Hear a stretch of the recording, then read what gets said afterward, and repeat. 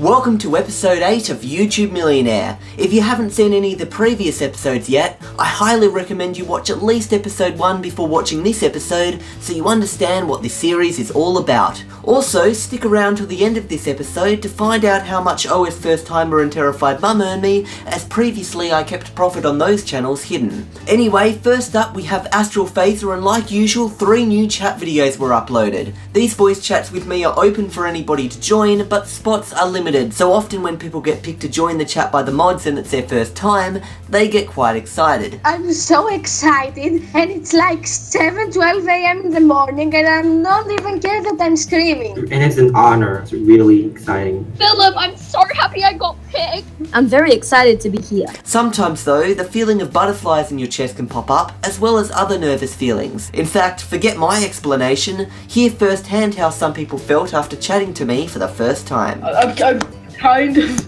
shy. This is my first chat. I'm seriously just trying not to scream and wake the whole block up. My body is just really filled with excitement. My hands are shaking. I'm just so happy to be in this chat. It means so much to me. And it's just such an honor. Following up from the joke last time about William drinking up all the water in Auckland causing a water shortage, I cracked a new joke this time around to explain why there was a flood at Ali's school. But, I think I took this one a little too far. Just something recently that happened. There's actually a flood near my school. Oh no, how did the flood happen? You didn't miss the toilet, did you? You're really good at making jokes, Philip. Oh my god. What? I'm joking. Immature yet funny. Okay, anyway, go ahead. Tell us. Also, it was my birthday during Chat 9. Happy birthday, Philip. Yeah, happy birthday. Happy birthday. Happy birthday. Thanks, guys. Happy birthday. Happy birthday, Phil. Thanks, guys. Happy Great to have birthday. you. And of course, to celebrate, we all sung the Victor Tran song together.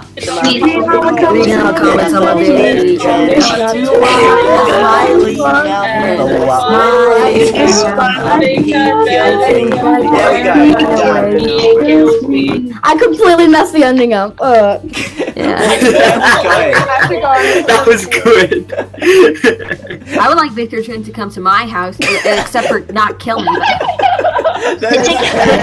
I wouldn't like Victor Tran in their house. Of course you would want Victor Tran in your house. I think Victor Tran right now is just listening to this, not knowing how to reply. Yes, that's correct. See, I told you. And the thing is, we always get the impression that he's smiling, so it's like, yes, I would like Victor Tran at my house, and then you just see this big smiling face, so it's like you can never upset him. You've always got this smiling face. I also uploaded another episode of Gaming Through the Ages, in which I played Space Invaders from 1980. I'm trying to semi-kill off the Jason character in this series to make him act more like the Phase 1 character, as opposed to a teen from the 1970s who doesn't believe that his friend is from the future. To do this, I gave him an iPhone as definite proof that his friend is from the future. I don't know why it's called a phone, because to me it's like a calculator. I mean, it's a flat button glow-in-the-dark calculator, and I went to give it back to him, and that happened. My mind was blown when I saw all these buttons. Now, I don't know what kind of buttons these are. They're like flat buttons. I can't even feel them. Like, I slide my finger across these buttons, I can't feel these buttons. And they all shifted, they moved. So somehow in the future, you guys have invented flat moving buttons on calculators, and that is just amazing. Last of all, I uploaded the short video of the Victor Tran song from the YouTube Millionaire April Fool's video. And since it reached 250 likes in only a day, and a bunch of people begged me for a full version, I made the full version, which included 4 different songs in one video. Hey, why did I just freak out? Why did I freak out? I'm sure there was nothing to fear. Unfortunately though, I won't be able to show it to you in this video due to copyright claims. Basically, I got a copyright claim on the full version of the Victor Tran song due to the use of the background music. Since it was classified as a cover/parody of the original song though, the ad revenue is shared between me and the copyright owners, as opposed to just going to the copyright owners. This is a fair system in my eyes though, as making a parody song requires a lot less effort than making a new song from scratch. The Victor Tran song also has earned more than double the amount of views of the other videos recently uploaded, so the extra time put into it did pay off. Anyway, moving away from AstralPhaser now, on the OSFirstTimer channel I made 4 new videos. But once again, this wasn't enough and the Patreon request list just keeps getting bigger and bigger. This really shows that OSFirstTimer is going to need to become a lot more active next month, otherwise the request list will just get way too out of control. Anyway, this month Diana destroyed Windows 8.1 as requested by Tower Tech Tutorials, she tried out macOS Sierra as requested by the Random Melon, and destroyed it as suggested once again by Tower Tech Tutorials. Your macOS may have a porn virus. Really? These harmful viruses may damage the system. Oh no! I better remove it now. Okay, connecting to your personal expert. Andrew, here's your hello, personal Andrew. expert. How are you today? Good. 2 minutes and 20 seconds till the solution is ready. Do you want to go on a date? I like tonight. I'm sorry. We can't do that! Because right now I'm talking to you from our local department in Ukraine. Oh, really? Oh, do you have any local department? That makes just sound desperate. Do you have any local department? Oh, he's single! He's single! So I liked that Matt Keeper. That was so fun. That was like It's a real keeper. If you ever need somebody to calculate 64 to the power of 5, ask Andrew the expert. And to top it all off, Andrew the expert appeared in the comment section of that video, but obviously this was just a scam. Those Sierra episodes were actually filmed back to back, and the second one was supposed to be held back until we got to it on the list, but unfortunately due to the end of the month approaching and not enough time to film more OSFirstTimer videos, I had to release it early. We also made a video where Ben tried out Windows 2000, but Diana was only allowed to say one word every 30 seconds, which ended up being pretty funny overall as she was unable to actually help him as the single words given were often taken out of context. The eyes help me look even better at the screen. Right! Right? What's on the right? It's blank screen. Your next task is change the desktop background. Ah! Let's try and change those. Diana, she knows exactly what to do. Right. Right! He's right, he must be right. Background, change, type words. Mouse. Mouse. See, this is her going insane. She's mentally... Mormo! Oh, I can write them all now. Talking about things being taken out of context, check this out. Yeah, okay, I'll just draw. This is it. What is that? What's that? It's a man. See?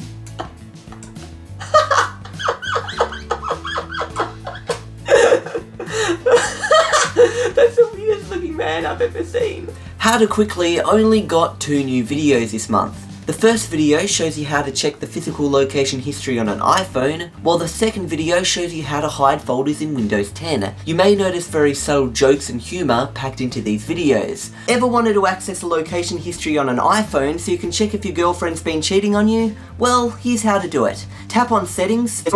Also, if you have been cheating, don't forget to hit that clear history button, you lousy backstabber. I want these little jokes in them to put smiles on people's faces, but the top priority is videos being as short as possible. Long tutorials full of jokes that have been watched over and over until you complete your task can be very frustrating. OSFT Historic Vlogs also got 2 new videos. One showed off our new pet mice, while the other looked at the filming locations of the Victor Trans song, although it was mainly just a bushwalk video with the added benefit of checking out World War II relics. Oh, do you want to see the command post? Oh, this would have been good for the Victor Trans song. Oh, that's... Oh, that would be creepy. Oh, dead end. And there's that wall there with the hole in it. Wait, we'll come on this side. Jasmine totally embarrassed us again though with another dirty joke she learned from her school friends. The landscape comes out near the water like a head sticking out.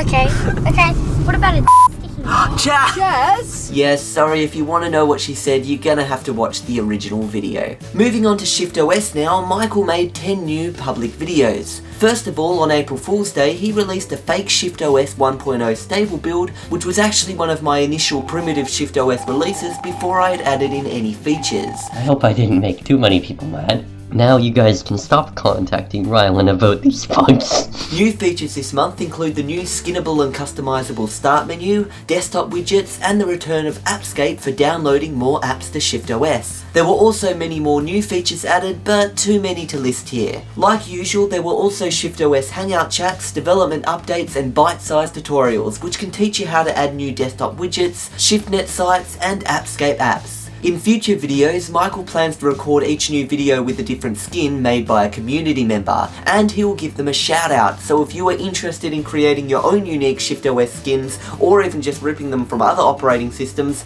be sure to make one, and if your skin gets used, you will get a shout out. Unstable builds are getting released more often too, so be sure to check back often for new builds. Next up, the channel you're watching right now, YouTube Millionaire. I took advantage of the fact that episode 7 was due on April 1st, and I had a fake April Fool's episode where everything went viral and a real episode like usual. Funnily enough, the April Fool's episode ended up with more views than the real episode this month. Nothing happened on Terrified Mum or what the heck just happened. I'm actually considering discontinuing that channel, but for some reason I'm not pulling the trigger. I just don't really have the time for other channels anymore, but who knows what the future holds. Clickbait didn't get any new videos this month and has had its profit flatline due to the new YouTube rule that prevents channels with under 10,000 total views from earning any profit on their videos. I'll probably make more clickbait videos in future though, just not anytime soon.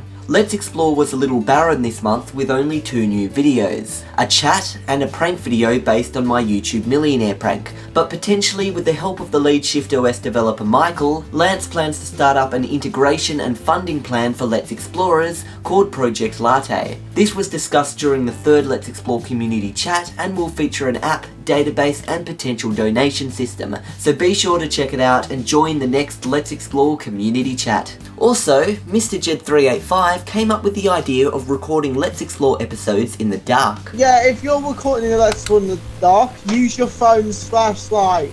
Well, I don't really record Let's Explore in the dark, I record it in the day because it's more easier. Who will record a Let's Explore in the dark? No Well, it could add, No. Let's Explore Night Edition. I wouldn't want to go out in the middle of the night to record. You should do that, Lance. No, loads of drugs and loads of alcohol and stuff like that. Yeah, I recommend doing a Let's Explore during the day. I recommend it. The rest of the discontinued channels will continue to sit in their little box doing nothing much until we get another surprise situation again, or one of them reaches 10,000 subscribers. A few people such as Mr. Jed385 though have mentioned that they would like to start up adventures in Arch Linux again, but to be honest, I'm actually considering starting that up again next year, so I don't want to give it away just yet. Anyway, it's now time to check out how many new subscribers, views and cash my channel's got this month. And shortly, check out the PayPal donation high score list and the Patreon Hall of Fame. AstralPhaser's profit was somewhat hopeless this month, but of course the amount of videos has also been somewhat hopeless. OSFirstTimer earned $177.16. Well, actually double that, but the profit is now split exactly 50-50 between Diana and I, so that's my half of the profit. HowToQuickly is still growing and all, but it's really being neglected with only 2 videos per month. OSFTV logs earned slightly more than last month, which is surprising as it only had 2 videos this month as well. ShiftOS may have extremely low profit, but its fanbase is still growing, and this time next year I'm sure it will have at least 2,000 subscribers. YouTube Millionaire was a little bit wacky this month as it had more views than last month, most likely due to the April Fool's episode being uploaded as well, but its profit was lower despite more views. Terrified Mum's profit, like usual, is shockingly bad, so you can probably see why I prefer to make OSFirstTimer videos when my time schedule actually matches up with Diana's. What the heck just happened actually just clicked over to 10,000 views just as YouTube applied the new 10,000 view minimum rule to monetize videos, so that's a sign that this must be a lucky channel, right? Clickbait unfortunately didn't have the same luck, which is kind of ironic considering its name and goal. Let's Explore gained back its lost subscribers from the community switchover and got some new ones. It earned a bit before the 10,000 view rule came into play, but now it's got to get about 1,400 more views before it can start earning again. The discontinued channels worked really hard together, and between them, they managed to earn just over $1. So great team effort, Arch and 12 Padams. Here are the Patreons that appear on the AstralPhaser videos. videos, and here are the ones that appear on the OSFirstTimer videos. So thanks guys, you guys are greatly helping me, and I will get to your OSFirstTimer requests as soon as I can. Hopefully next month I zoom through the request list as fast as possible. Anyway, Patreon profits overall increased by $125.77 this month. The reason I lost the $15 pledge is because William moved up to the $20 rank, so it wasn't really a loss. Also, $38.10 was added to the fees this month as a few people had their credit cards rejected last month. So did Mighty Eagle 73 manage to get another place in the Patreon Hall of Fame this month by being the highest Patreon donator? Well, he tried, but with Joe DZN donating $83.30, he couldn't keep up, and thus the spot in the Hall of Fame this month goes to Joe DZN. So congratulations Joe DZN, you have won a permanent spot here in the Hall of Fame. And now to the PayPal donation scoreboard. Note that there's 2 more entries that are going to be added to this in 30 seconds, so no, Mr. Jed385 isn't in the top position anymore. Mighty Eagle 73 donated more to break his tie with Victor Tran, and Travel Flow donated a little more to get ahead of a kid from the UK, not realising that a kid from the UK also donated more. We have Joe DZN at the bottom of the list who donated 50 cents, however due to a new rule this month which counts 90% of Patreon pledges exceeding $20 as a PayPal donation, Joe DZN is now at the top of the scoreboard, and as long as his Patreon payment isn't declined or marked as a fraud in the next few days, his YouTube channel will take the prime spot currently occupied by Mr. Jed385's channel on the Patreon supporters panel. Anyway, in total for the month I've earned $639.39 in the Australian currency. That's about $159.84 per week, which is less than a quarter of the Australian-wide minimum wage per 40-hour week of $708. On a side note, before I quit my old full-time job, I was earning $800 a week. $708 a week in Australia is terrible, and unless you rent the house with at least 3 other roommates to share the rent, you aren't going to be able to live in Sydney earning $708 a week. But let's take this a step further for a second. Is there anywhere in Australia you could actually live earning only $159.84 per week? Well, let's go to practically the cheapest town possible, Queenstown in Tasmania. There you can rent this 2-bedroom house for only $115 per week. And trust me, if this bargain of $115 per week for renting a 2-bedroom house sounds expensive to those of you not living in Australia, check out how expensive it is to live in Sydney. For example, this 2-bedroom apartment in Sydney is available to rent now for $2,350 a week, which is 20 times more expensive than that 2-bedroom house in Queenstown. So why is Queenstown so cheap? Is it a dangerous area? No, not at all. It's one of the most safest places in Australia. The issue, however, is that it's a small town practically in the middle of nowhere. There aren't many shops and services there, which also means that finding a job there is a huge challenge. And thus, if you don't have a job, it's going to be hard to pay the rent. With YouTube income, however, that problem is fixed. So technically, with me now earning $159 per week with Patreon and YouTube combined, I could rent out that house in Queenstown, but with only $44.84 left over each week after paying the rent, things would be a huge struggle, as I'd need to use that $44 to pay for food, water, electricity, other bills, and owning a car would be out of the question, which makes living in the middle of nowhere quite a struggle. Plus, if my computer broke down, I wouldn't have the money to replace it, and yeah, not happening. That lifestyle is not maintainable for the long term. Now onto the Victor Tran challenge, which channel hopped to Rasmus Ollie's channel last month. His subscriber count has almost doubled since the challenge started, from 54 at the start of the month to 95 now. Notice here that participation in the Victor Tran challenge has increased each month for the past 2 months. If things continue at this rate, Victor Tran will have a very busy future. Also, he now just charts the points rather than the individual video statistics. So anyway, the winner this month was the famous Mr. Jed385, who was previously the highest PayPal donator and can also be found in many of the communities relating to my channels. So be sure to subscribe to his channel, in which he makes many Roblox videos and more recently some Victor Tran videos. Also note that the Victor Tran Challenge will have something happen to it at the end of June. I'm not telling you guys what it is yet though, so be sure to watch the next episode of YouTube Millionaire to find out. Anyway, this episode of YouTube Millionaire has now come to an end. Be sure to watch the next episode and see if I manage to catch up on that OSFirstTimer request list. And trust me, all those requests will eventually be done, even if it means that I have to put all Patreon donations on hold for a few months to catch up one day in the future. Anyway, I'll see you next time on YouTube Millionaire.